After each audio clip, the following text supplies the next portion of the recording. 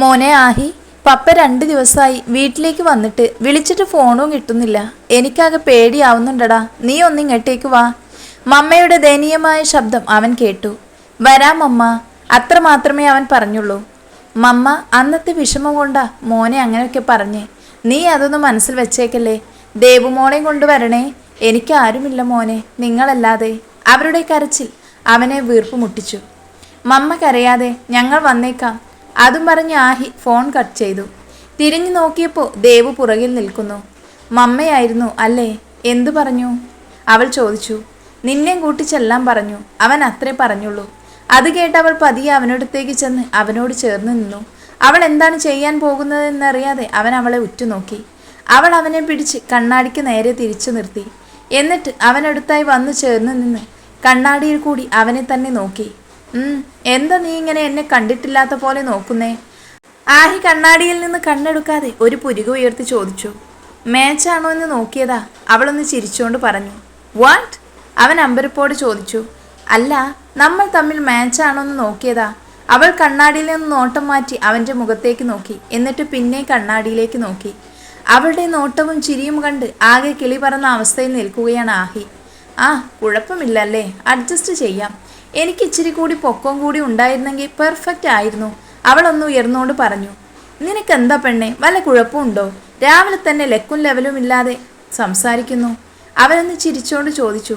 കൂട്ടത്തിൽ അവളുടെ തലക്കിട്ടൊന്നും കൊടുക്കാനും മറന്നില്ല. അവൻ കണ്ണാടിയിലൂടെ നോക്കിയപ്പോൾ പിന്നെയും എന്തോ ആലോചനയിൽ നിൽക്കുന്നവളെ കണ്ടു. നീ എന്താ ദേവു ഈ ആലോചിച്ചു കൂട്ടുന്നേ? ഞാൻ നോക്കുമായിരുന്നു മമ്മയ്ക്ക് എന്നിൽ ഇഷ്ടപ്പെടാത്തത് എന്താണെന്ന്. അവൾ ഒന്നുകൂടെ മുഖമുയർത്തി അവനെ നോക്കി. ഓഹോ, അതായിരുന്നോ കാര്യം? എനിക്കിപ്പോഴല്ലേ കാര്യം മനസ്സിലായത്. അവനൊന്ന് ചിരിച്ചുകൊണ്ട് അവളെ തന്നോട് ചേർത്ത് നിർത്തി. നീ നോക്കിയേ, മെയ്ഡ് ഫോർ ഈച്ച് അതർ അല്ലേ നമ്മൾ? അവൻ കണ്ണാടിയിൽ കൂടി തങ്ങളെ ആകമാനം ഒന്നുകൂടെ നോക്കി. അല്ല, ഇവിടെ കെട്ടിയോളും കൂടെ കണ്ണാടി നോക്കി കളിക്കുവാണോ? ഞങ്ങൾക്ക് അങ്ങോട്ടേക്ക് വരാമോ? പുറത്തു നിന്നൊരു ശബ്ദം കേട്ട് ദേവു പെട്ടെന്ന് അവനിൽ നിന്നും അടർന്നു മാറി. നോക്കുമ്പോൾ മാധവും അർണവും തങ്ങളെ തന്നെ നോക്കി നിൽക്കുകയായിരുന്നു. വാ. ദേവു അതും പറഞ്ഞുകൊണ്ട് അവരുടെ അടുത്തേക്ക് ചെന്നു. നിങ്ങൾ പോകാനിറങ്ങിയോ? അർണവാണ്. ഇല്ലടാ, റെഡിയാവാൻ പോകുന്നേ ഉള്ളൂ. ആഹി അതും പറഞ്ഞ് കബോർഡിനടുത്തേക്ക് ചെന്നു. നിങ്ങൾ വന്നിട്ട് ഞങ്ങൾക്ക് പുറത്തോട്ട് എവിടെയെങ്കിലും പോകാൻ പറ്റുള്ളൂ, അർണവ് പറഞ്ഞു. നിങ്ങൾക്ക് എവിടെയെങ്കിലും പോകണോ? ആഹി അവർക്ക് നേരെ തിരിഞ്ഞോട് ചോദിച്ചു. ഇവൾക്ക് എന്തൊക്കെയോ സാധനങ്ങൾ മേടിക്കാനുണ്ടെന്ന്, ഒന്ന് പുറത്ത് പോകണം. അല്ല, നിങ്ങൾ വന്നിട്ട് മതി, അർണവ് ചിരിച്ചുകൊണ്ട് കൂട്ടിച്ചേർത്തു. ഡാ, ഞങ്ങൾ ഈവനിങ്ങിന് തിരിച്ചു വരും, അപ്പോൾ പോരെ? മതിയടാ. പിന്നെ ചന്തു, അവൻ്റെ ക്ലാസ്സൊക്കെ മിസ്സായിക്കൊണ്ടിരിക്കുവല്ലേ, എന്താ ചെയ്യുക? അർണവ് പറയുന്നത് കേട്ട് ആഹി ദേവുവിനെ ഒന്ന് നോക്കി. ദേവു എന്ത് പറയണമെന്നറിയാതെ നിരാശയോടെ ആഹിയെ തന്നെ നോക്കി. ഒരു റെസ്പോൺസിബിലിറ്റിയും ഇല്ലാത്തവരാണ് ആ സ്കൂളിലുള്ളവർ. അവരുടെ കയ്യിൽ നിന്നല്ലേ അവൻ മിസ്സായത്. അവനെ നമ്മൾ തിരിച്ചു പോകുമ്പോൾ അവിടെ അടുത്ത് ഏതെങ്കിലും സ്കൂളിലാക്കാം. അതായിരിക്കും എല്ലാം കൊണ്ടും നല്ലത്. ആഹി പറയുന്നത് കേട്ട് ദേവ് സമാധാനത്തോടെ അവനെ നോക്കി കണ്ണുകൾ കൊണ്ട് അവനോട് നന്ദി പറഞ്ഞു. ഓക്കെ, ഞാനതങ്ങോട്ട് പറയാൻ വരുമായിരുന്നു. അത് തന്നെയാ നല്ലത്. നമ്മുടെ കൺമുന്നിൽ ഉണ്ടാകുമല്ലോ. നമുക്ക് നഷ്ടമായതൊന്നും വേറെ ആർക്കും നഷ്ടപ്പെടരുത്, അർണവ് നെടുവേർപ്പിട്ടു പറഞ്ഞു. ശരി, എന്നാ നിങ്ങൾ റെഡി ആയിക്കോ. ഇന്ന് ഇവരുടെ വകയ ബ്രേക്ക്ഫാസ്റ്റ് എന്നൊക്കെ പറയുന്നുണ്ട്. നിങ്ങൾ വരുമ്പോൾ ഞാൻ ജീവനോടെ ഉണ്ടായാൽ മതിയായിരുന്നു. അർണവ് മാധുവിനെ നോക്കിക്കൊണ്ട് അത് പറഞ്ഞതും അവൾ അവൻ്റെ തലക്കിട്ടൊരു കൊട്ടു കൊടുത്തു. അവർ ഓരോന്ന് പറഞ്ഞ് വഴക്കുണ്ടാക്കിക്കൊണ്ട് താഴേക്ക് പോകുന്നത് നോക്കി ആഹിയും ദേവും കുറച്ചുനേരം അവിടെ തന്നെ നിന്നു. ഓരോരുത്തരുടെയും പ്രണയം അത് തീർത്തും ഡിഫറെൻ്റ് ആണല്ലേ? ആഹി ദേവിന് നേർക്ക് തിരിഞ്ഞോട് ചോദിച്ചു. അവൾ ചിരിച്ചുകൊണ്ട് തലയാട്ടി. പോയി റെഡിയാവ്. അവനത് പറഞ്ഞതും ബാഗിൽ നിന്നും മാറാനുള്ള തുണിയുമെടുത്ത് അവൾ ബാത്റൂമിലേക്ക് പോയി. ഗേറ്റ് കടന്ന് ആഹിയുടെ കാറ് ഭൈരവിൻ്റെ വീടിനുള്ളിൽ ചെന്നു. കാറ് തുറന്ന് ഇരുവരും പുറത്തേക്കിറങ്ങി നോക്കിയതും കണ്ട കാഴ്ച കണ്ട് ഒന്ന് അമ്പരന്നു. ഒരു താലത്തിൽ നിലവിളക്കുമായി നിൽക്കുകയായിരുന്നു മമ്മ. ദേവു ആണിൽ അമ്പരപ്പോടെ ആഹിയുടെ മുഖത്തേക്ക് നോക്കി. അവൻ അവളെ ഒരു കണ്ണടിച്ച് സൈറ്റടിച്ച് കാണിച്ചതും അവൾ പെട്ടെന്ന് നേരെ നോക്കി. എന്താ മക്കൾ രണ്ടുപേരും അവിടെ തന്നെ നിന്ന് കളഞ്ഞത്? ഇങ്ങടുത്തു വാ. മമ്മ വിളിക്കുന്നത് കേട്ട് ഇരുവരും മമ്മയ്ക്ക് അടുത്തേക്ക് ചെന്നു. താലത്തിലുള്ള പൂവ് ഇരുവർക്കും മേലെയും ഇട്ടുകൊണ്ട് അവർ ആഹിക്കു നേരെ തിരിഞ്ഞു. മോൻ ഈ സിന്ദൂരം മോളുടെ നെറുകയിൽ ഇട്ടുകൊടുക്ക്. താലത്തിലുള്ള ചെപ്പ് നോക്കി അവരത് പറഞ്ഞതും ആഹി അതിൽ നിന്ന് നുള്ളെടുത്ത് ദേവുവിൻ്റെ നെറുകയിലിട്ടു. മോളിത് പിടിക്ക്, അകത്ത് പൂജാമുറിയുണ്ട്, അവിടെ വെക്കാം. വാ, നീയും വാടാ. അവർ പറഞ്ഞതും ദേവു പതിയെ നിലവിളക്ക് കയ്യിലെടുത്ത് അകത്തേക്ക് കയറി. പിന്നാലെ ആഹിയും മമ്മയും കയറി. ദേവു മുൻപിലും മമ്മ തൊട്ട് പിന്നാലെയും ആഹി മമ്മയ്ക്ക് പിന്നാലെയുമാണ് അകത്തേക്ക് കയറിയത്. അകത്തേക്ക് കയറിയ പാടെ ദേവുവിന്റെ മനസ്സിൽ എന്തോ സംഭവിക്കാനുള്ളതുപോലെ ഒരു തോന്നലുണ്ടായി. അവൾ പുറകിലേക്ക് തിരിഞ്ഞ് ആഹിയെ നോക്കി. മമ്മയുടെ മറവിൽ ആഹി അവൾക്ക് കാണാൻ കഴിഞ്ഞില്ല. മമ്മ നിറഞ്ഞു ചിരിയാലെ അവളുടെ പുറകിലുണ്ട്. ആഹി പെട്ടെന്ന് ഒരു കോൾ വന്നതും കോൾ അറ്റൻഡ് ചെയ്ത് അവിടെ തന്നെ നിന്നു. മോൾ തിരിഞ്ഞു നോക്കണ്ട, അവൻ പുറകിലുണ്ട്. ദാ അതാ പൂജാമുറി, അങ്ങോട്ടേക്ക് കയറിക്കോ. അവരത് പറഞ്ഞതും ദേവു ഒരു ചിരി വരുത്തിക്കൊണ്ട് അതിനകത്തേക്ക് കയറിയതും അവർ അവളെ മുൻപിലേക്ക് തള്ളിയിട്ടുകൊണ്ട് ഡോർ അടച്ചതും ഒരു നിമിഷം കൊണ്ട് കഴിഞ്ഞു.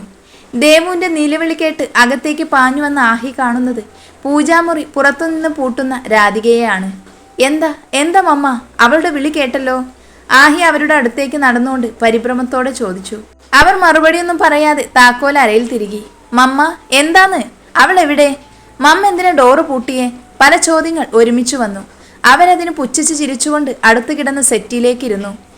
ഇത്രയും ആയപ്പോഴേക്കും ആഹിക്ക് കലി പൂണ്ടു. അവരുടെ അടുത്തേക്ക് പാഞ്ഞു ചെല്ലാൻ ഒരുങ്ങിയതും ഗുണ്ടകളെന്ന് തോന്നിക്കുന്ന 3-4 പേര് അവന്റെ കൈകൾ പുറകിൽ നിന്നും വരിഞ്ഞു മുറുക്കി കഴിഞ്ഞിരുന്നു. അതുകൂടി ആയപ്പോൾ ഏകദേശ കാര്യങ്ങളെല്ലാം അവന് മനസ്സിലായി കഴിഞ്ഞിരുന്നു. ഭാര്യയും ഭർത്താവും കൂടി അറിഞ്ഞുകൊണ്ടുള്ള കളിയായിരുന്നു ഒക്കെയെന്ന്. മോനെ, നിന്നെ ഞാൻ ഒന്നും ചെയ്യില്ല. കുറെ നാള് ഊട്ടി വളർത്തിയതല്ലേ, ഒന്നും ചെയ്യാൻ തോന്നില്ല നിന്നെ. വളർത്തുമകനാണെങ്കിലും നീ എനിക്ക് മകൻ തന്നെയായിരുന്നല്ലോ. അവരൊന്ന് ചിരിച്ചുകൊണ്ട് നിർത്തി. ഇപ്പോ മോനൊരു കാര്യം ചെയ്യ, ഒരു 10 മിനിറ്റ് ഒന്ന് സൈലന്റ് ആയി നിൽക്ക്. പൂജാമുറിക്കകത്തുള്ള ആ പാമ്പ് അതിന്റെ ജോലി ചെയ്തോട്ടെ. അവർ പറഞ്ഞു തീരുന്നതിന് മുൻപേ ദേവുവിന്റെ കരച്ചിൽ അകത്തുനിന്നും കേട്ടു. വാട്ട്? എന്തിനാ മമ്മ? ഞാൻ വിശ്വസിച്ചു നിങ്ങളെ ഒത്തിരി. അതിനുള്ള ഉപകാരമായിരിക്കുമല്ലേ? ആഹി വേദനയോടെ ചോദിച്ചു. പക്ഷെ ഒരു കാര്യം, എൻ്റെ പെണ്ണിന് എന്തെങ്കിലും സംഭവിച്ചാൽ പിന്നെ നിങ്ങളെന്നെ ഊട്ടി വളർത്തിയെന്ന് പറഞ്ഞ കണക്കില്ലേ, അത് ഞാനങ്ങ് മറക്കും. ആഹി അലറി. ദേവുവിന്റെ അലർച്ച പിന്നെയും കേട്ടു അകത്തുനിന്ന്. ആഹി ഒരു നിമിഷം എന്ത് ചെയ്യണമെന്നറിയാതെ കുഴങ്ങി. തന്നെ പുറകിൽ നിന്നും പിടിച്ചിരിക്കുന്നത് 2 പേർ ചേർന്നാണ്. മറ്റു 2 പേര് പുറത്തേക്കുള്ള വാതിലിനടുത്ത് നിൽക്കുന്നു. ആഹിയുടെ ബുദ്ധി ഒരു നിമിഷം ആലോചനയിലാണ്ടു. മുന്നിൽ സെറ്റിലായി കാലിന്മേൽ കാല് കയറ്റി വെച്ച് തന്നെ തന്നെ നോക്കിയിരിക്കുകയാണ് മമ്മ. ഇടയ്ക്കിടെ ദേവുവിനെ ആക്കിയിരിക്കുന്ന റൂമിലേക്ക് നോക്കുന്നുണ്ട്. ദേവുവിന്റെ കരച്ചിലിപ്പോ കേൾക്കാനില്ല. ആഹിയുടെ നെഞ്ചിൽ ഒരു വെള്ളിടി വെട്ടി. താൻ നിർബന്ധിച്ചു കൊണ്ടുവന്നതായിരുന്നു അവളെ. ആ ഞാൻ കാരണം. ഷേ, അവന് തന്നോട് തന്നെ വെറുപ്പ് തോന്നി. അകത്ത് ഇത്ര പെട്ടെന്ന് കാര്യം കഴിഞ്ഞോ? 1 ലക്ഷം കൊടുത്താൽ എന്ത്? നല്ല വിഷമുള്ള ഇനത്തിനെയല്ലേ കിട്ടിയത്. രക്ഷപ്പെടാൻ ഒരു ചാൻസുമില്ല മോനെ ആഹി. അതിനിപ്പോ എന്താ, അവൾ പോയാൽ 100 പേരെ നിനക്ക് കിട്ടില്ലേ? എന്തായാലും അവൾ വേണ്ട നിനക്ക്. അതെന്റെ ഒരു വാശിയാ. അവരതും പറഞ്ഞുകൊണ്ട് താക്കോലും എടുത്ത് ആ വാതിൽ ലക്ഷ്യമാക്കി നീങ്ങി. ആ ഒരു നിമിഷം കൊണ്ട് തന്റെ പുറകിൽ നിൽക്കുന്നവരുടെ അടിനാഭി ലക്ഷ്യമാക്കി ആഹി തന്റെ കാലുകൾ ചലിപ്പിച്ചിരുന്നു. മുൻഭാഗം പൊത്തിപ്പിടിച്ചുകൊണ്ട് അവന്മാർ നിലത്തേക്ക് ഊർന്നിരുന്നപ്പോഴേക്കും വാതിലിനടുത്ത് നിന്നവൻ പാഞ്ഞു അവനടുത്തേക്ക് എത്തിയിരുന്നു. തന്റെ പോക്കറ്റിലുണ്ടായിരുന്ന ഗൺ അവന്മാർക്ക് നേരെ ചൂണ്ടിയപ്പോൾ സ്തംഭിച്ചതുപോലെ അവന്മാർ അവിടെ തന്നെ നിലയുറപ്പിച്ചിരുന്നു. അങ്ങനെയൊരു നീക്കം അവന്റെ ഭാഗത്തു നിന്നും അവർ പ്രതീക്ഷിച്ചില്ല എന്നതാണ് സാരം. ആഹി അവർക്ക് നേരെ ഗൺ ചൂണ്ടിക്കൊണ്ട് പുറകിലേക്ക് നടന്നു. എന്നാൽ ഇതെല്ലാം കണ്ടുകൊണ്ട് മമ്മ പുറകിലുണ്ടെന്ന കാര്യം അവൻ കുറച്ചു സമയത്തേക്ക് വിസ്മരിച്ചു പോയിരുന്നു. മനസ്സിൽ ദേവുവിന്റെ മുഖം മാത്രമായിരുന്നു. മുമ്പിൽ നിന്നവന്മാരുടെ മുഖത്ത് ഒരു ചിരി വിരിഞ്ഞുപോയെന്ന് ഒരു നിമിഷം അവൻ സംശയിച്ചുകൊണ്ട് പുറകിലേക്ക് നോക്കി. ഏതോ ഒരു കമ്പി കൊണ്ട് തന്നെ അടിക്കാൻ ഓങ്ങുന്ന മമ്മയെ കണ്ട് അവൻ ഒരു നിമിഷം നിശ്ചലനായി. എന്നാൽ അവർ തന്നെ അടിക്കുന്നതിന് മുൻപേ അവരെ കയ്യിൽ പിടിച്ച് ആ ഗുണ്ടകൾക്കിടയിലേക്ക് തള്ളിക്കൊണ്ട് ആഹി പൂജാമുറി ലക്ഷ്യമാക്കി ഓടി. രാധിക വന്ന് വീണ ആഘാതത്തിൽ ഗുണ്ടകൾ 2 പേരും പിന്നിലേക്ക് മലർന്നടിച്ചു വീണിരുന്നു. ഒപ്പം രാധികയും. ആ നിമിഷം മതിയായിരുന്നു ആഹിക്ക് പ്രവർത്തിക്കാൻ. അവൻ തന്റെ കയ്യിലിരുന്ന ഗൺ കൊണ്ട് വാതിലിലെ ലോക്ക് ലക്ഷ്യമാക്കി നിറയൊഴിച്ചു. 2ാമത്തെ പ്രാവശ്യം വലിയൊരു ശബ്ദത്തോടെ അവൻ ആ കതക് ചവിട്ടി പൊളിക്കാൻ സാധിച്ചു. കതക് തുറന്നതും അകത്തെ കാഴ്ച കണ്ട് ഒരു നിമിഷം അവനൊന്ന് ഭയന്നു. എന്ത് ചെയ്യണമെന്നറിയാതെ തരിച്ചു നിന്നപ്പോഴേക്കും പിന്നിൽ നിന്നും ഗുണ്ടകൾ അവനോട് പാഞ്ഞെടുത്തിരുന്നു. കുറച്ച് മിനിറ്റുകൾക്ക് മുൻപ് പുറകിൽ നിന്നും മമ്മയുടെ തള്ളലിന്റെ ആഘാതത്തിൽ വിളക്ക് കയ്യിൽ നിന്നും തെറിച്ചു വീണു. ആ വിളക്കിന്റെ തന്റെ സൈഡിൽ തലയിടിച്ച് ദേവു മുൻപിലേക്ക് കമഴ്ന്നു വീണു. അപ്പോഴേക്കും പിന്നിൽ കതകടയുന്ന സൗണ്ട് അവൾ കേട്ടു. ഉച്ചത്തിൽ നിലവിളിച്ചു. പക്ഷേ സൗണ്ട് പുറത്തേക്ക് വരുന്നില്ല എന്ന് തോന്നി അവൾ പിന്നെയും നിലവിളിച്ചു. തല പെരുക്കുന്ന പോലെ തോന്നി, കണ്ണുകളിൽ ഇരുട്ട് കയറുന്നത് പോലെ തോന്നി അവൾക്ക്. എന്നാലും എങ്ങനെയൊക്കെയോ തപ്പിപ്പിടഞ്ഞ് എഴുന്നേൽക്കാൻ ഒരുങ്ങിയതും നെറ്റിയിൽ നിന്ന് വെള്ളം വരുന്ന പോലെ ചോര ഒലിക്കാൻ തുടങ്ങി. പെട്ടെന്ന് എന്തോ സൗണ്ട് കേട്ട് അവൾ വിഗ്രഹം ഇരിക്കുന്ന ഭാഗത്തേക്ക് ചെറുതായൊന്ന് തലചരിച്ചു നോക്കി. എന്നാൽ ഒന്നും കണ്ടില്ല. കണ്ണുകളിൽ കാഴ്ച മങ്ങി തുടങ്ങിയെന്നവൾക്ക് മനസ്സിലായി. പക്ഷെ പിന്നെയും എന്തോ ചീറ്റുന്ന പോലെയുള്ള സൗണ്ട് കേട്ട് അവൾ കണ്ണുകൾ ചിമ്മി തുറന്ന് ഒന്നുകൂടെ നോക്കി. അവിടെ കണ്ട കാഴ്ച അവളുടെ ശ്വാസം പോലും നിലച്ചു. പത്തി വിടർത്തി നിൽക്കുന്ന ഒരു പാമ്പ്, അത് ഏത് നിമിഷവും തന്നെ കൊത്താനായി ഒരുങ്ങി നിൽക്കുകയാണെന്ന് അവൾക്ക് തോന്നി. പെട്ടെന്ന് അത് പതിയെ മുൻപിലേക്ക് അവളുടെ അടുത്തേക്ക് ഇഴയാൻ തുടങ്ങി. അവൾ ആഹിയുടെ പേരെടുത്ത് അലറി വിളിച്ചുകൊണ്ടിരുന്നു. 2 പ്രാവശ്യം. ചലിക്കാൻ പറ്റാതെ, എന്തിന് ഉമിനീരിറക്കാൻ പോലും ഭയപ്പെട്ട് കുറച്ച് നിമിഷങ്ങൾ. പെട്ടെന്ന് അവളുടെ കണ്ണുകൾ നിലത്തു കിടക്കുന്ന നിലവിളക്കിലേക്ക് കുനിഞ്ഞെടുത്തു. മങ്ങിപ്പോകുന്ന കാഴ്ചയെപ്പോലും വകവയ്ക്കാതെ പാമ്പിന്റെ തലയുടെ സ്ഥാനം എവിടെയാണെന്ന് അകക്കണ്ണാൽ ചിന്തിച്ചുകൊണ്ട് കണ്ണുകൾ മുറുക്കി അടച്ച് മുന്നിലേക്ക് നിലവിളക്ക് ആഞ്ഞു വീശിയിരുന്നു. ആ നിമിഷം തന്നെ ബോധം നഷ്ടപ്പെട്ട് അവൾ നിലത്തേക്ക് വീണിരുന്നു. ആഹി ഡോറ് തുറന്നപ്പോൾ കാണുന്ന കാഴ്ച ജീവന് വേണ്ടി നിലത്ത് കിടന്ന് പിടയുന്ന പാമ്പിനെയും ബോധമറ്റ് കിടക്കുന്ന തൻ്റെ പ്രാണനെയുമാണ്. പുറകിലുള്ളവരുടെ കാര്യം ഒരു നിമിഷം വിസ്മരിച്ചുവെങ്കിലും തന്നിലേക്ക് അടുക്കുന്ന കാലച്ചകളുടെ ശബ്ദം അവനെ പരിസരബോധത്തിലേക്ക് കൊണ്ടുവന്നിരുന്നു. ആ നിമിഷം മറ്റൊന്നും ആലോചിക്കാതെ അവൻ തനിക്ക് പാഞ്ഞെടുക്കുന്നവരുടെ 4 പേരുടെയും കാൽമുട്ടിലേക്ക് ഒരു നിമിഷം പോലും കളയാതെ മാറി മാറി ഷൂട്ട് ചെയ്തിരുന്നു. ഒരലർച്ചയോടെ മുട്ടും പൊത്തി നിലത്തേക്കിരിക്കുന്നവരെ ഒന്ന് നോക്കിക്കൊണ്ട് പുറകിൽ രാധിക നിന്നിടത്തേക്കായി നോക്കി. ഞെട്ടിത്തരിച്ച് നിൽക്കുന്ന അവരെ കണ്ടതും അവൻ്റെ കണ്ണുകളിൽ പുച്ഛം വിരിഞ്ഞു. ഞാൻ പുറത്തിറങ്ങുമ്പോൾ എൻ്റെ മുൻപിൽ കണ്ടേക്കരുത്. എങ്ങോട്ടെങ്കിലും ഓടിപ്പോയേക്കണം. എൻ്റെ മുൻപിൽ കണ്ടാൽ ചിലപ്പോൾ എൻ്റെ കൈ കൊണ്ടായിരിക്കും നിങ്ങളുടെ അന്ത്യം.